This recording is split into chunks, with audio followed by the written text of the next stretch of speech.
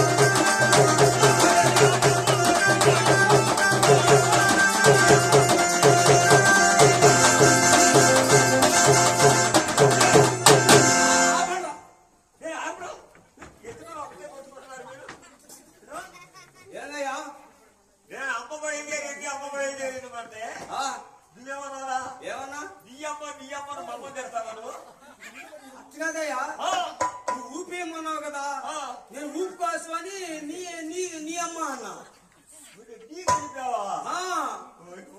లేకపోతే మిమ్మల్ని ఎందుకంటే అసలే పొగా కొనుక్కొని పెంచుతాను.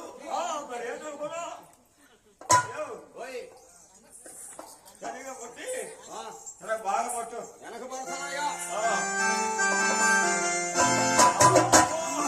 అమ్మవారి పలకలు కొలి అధిక పైన ఉంది. అమ్మవారి పలకలు వస్తున్నారు.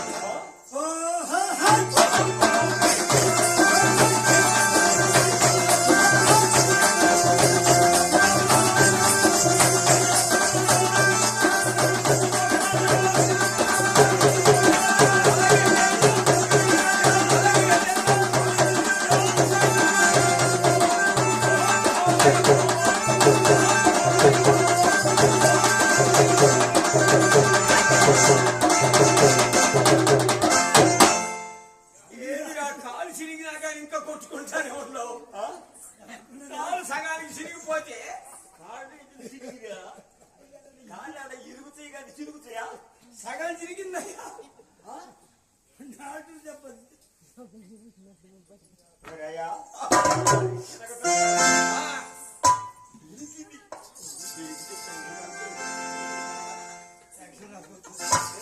ఏదయ్యా ఇరిగితే మంచిదే. ఏందయ్యా పెద్ద రాసుకోవచ్చు.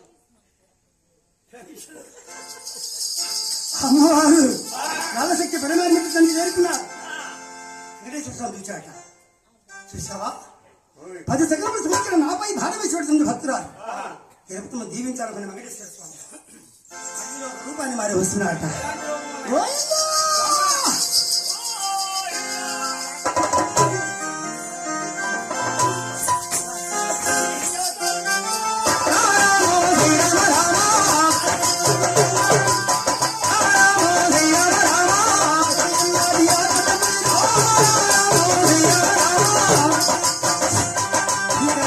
వస్తుంది పెద్ద పులి.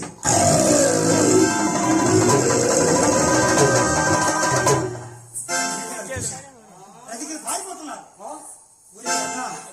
జీతకాలు బెదిరిపోయినారు. మళ్ళీ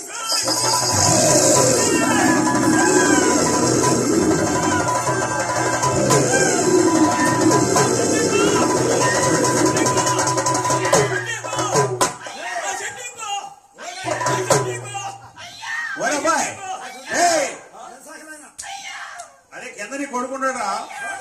కింద నీ కొడుకు అడుగో ఇటుగో అంటున్నావు.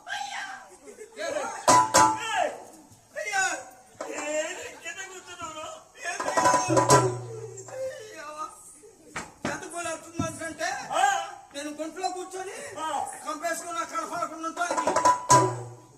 అది తెలియక నా మీద ఎక్కుతున్నావు నువ్వు. రాయి కాదయ్యా నాకు ఈ పని.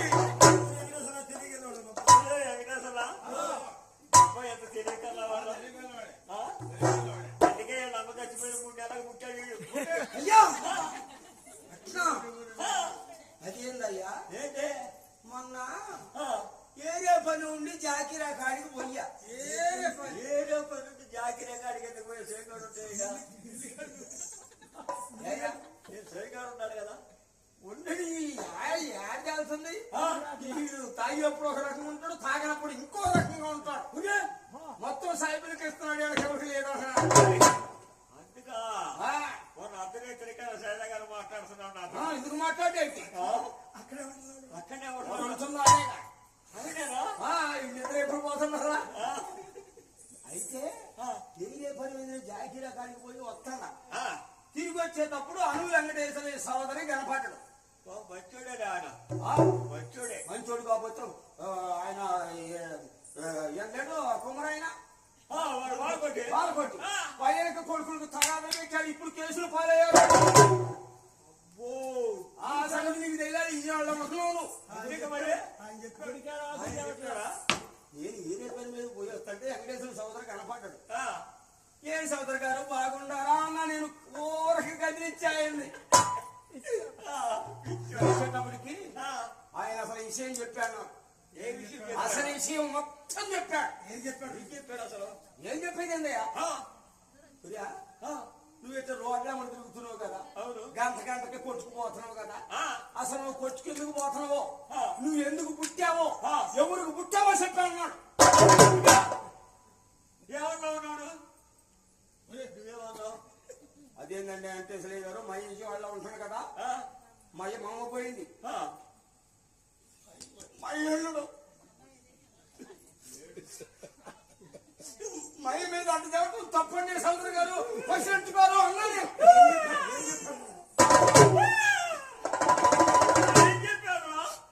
ఆ రోజు కాల్చుకొని సద్దాం అనిపించానయ్యా.